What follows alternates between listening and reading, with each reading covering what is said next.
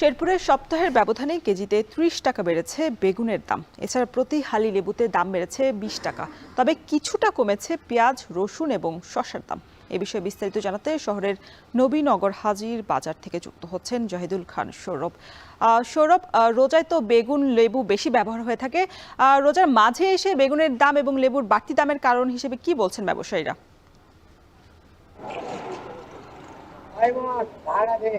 রোশন, আমি যেখানে দাঁড়িয়ে আছি সেটি হচ্ছে নবীনগর হাজির বাজারের পরিচিত, কিন্তু পাইকারি সবজির সবচেয়ে বৃহৎ একটি বাজার।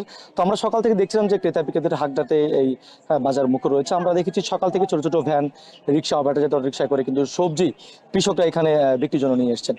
তো আমরা দেখেছি যে গত সপ্তাহের তুলনায় এই সপ্তাহে বেগুন, লেবু সহ বেশ কিছু সবজি দাম বৃদ্ধি পেয়েছে।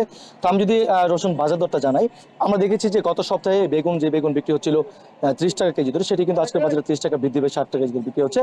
এছাড়া লেবু আমরা দেখেছি হালি প্রতি 40 টাকা বিক্রি হচ্ছে, সেটি কিন্তু আজকে বাজারে 20 টাকা বৃদ্ধি পেয়ে 60 টাকা কেজি ধরে বিক্রি হচ্ছে। এছাড়া আমরা দেখেছি পেঁপেতে আমরা দেখেছি যে 10 টাকা বৃদ্ধি পেয়ে 30 টাকা থেকে 40 টাকা বিক্রি হচ্ছে, এবং করলাতে আমরা দেখেছি যে 70 টাকা থেকে 10 টাকা বৃদ্ধি পেয়ে 80 টাকা কেজি প্রতি বিক্রি হচ্ছে।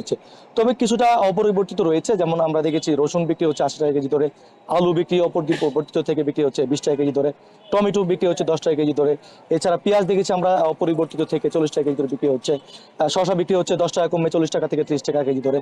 তবে এই বিষয়ে আমরা যে বেশ কয়েকজন সবজি বিক্রেতার সাথে কথা বলেছিলাম, তারা আমাদেরকে জানিয়েছেন মূলত এই রমজানে কিন্তু বিশেষ করে লেবুর শরবত এবং বেগুনির একটি চাহিদা থাকার কারণে কিন্তু আমরা জেনেছি ব্যবসায়ীদের কাছ থেকে যে লেবু এবং যে বেগুনি রয়েছে চাহিদা সংকটের কারণে মূলত দাম বৃদ্ধি পেয়েছে।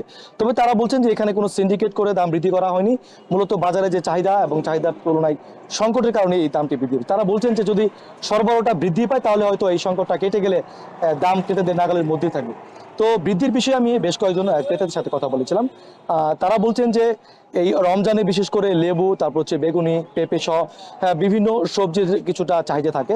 তারা বলছেন যে কিছু অসাধু ব্যবসায়ী তারা সিন্ডিকেট করে এই দাম বৃদ্ধি করে থাকেন।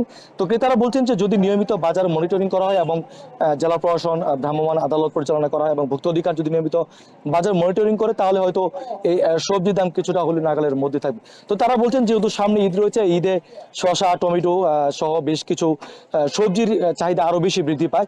তারা বলছেন যে অন্তত ঈদকে ঘিরেও এই অসাধু ব্যবসায়ীরা সিন্ডিকেট করে যেন সবজির দাম বৃদ্ধি করতে না পারে, সেদিকে তারা জেলা প্রশাসনের দৃষ্টি আকর্ষণ করছেন। তো আমরা দেখেছি যে সকাল থেকে ক্রেতারা এখানে ঘুরে ফিরে তারা বাজার করছেন, সবজি দরদাম করছেন।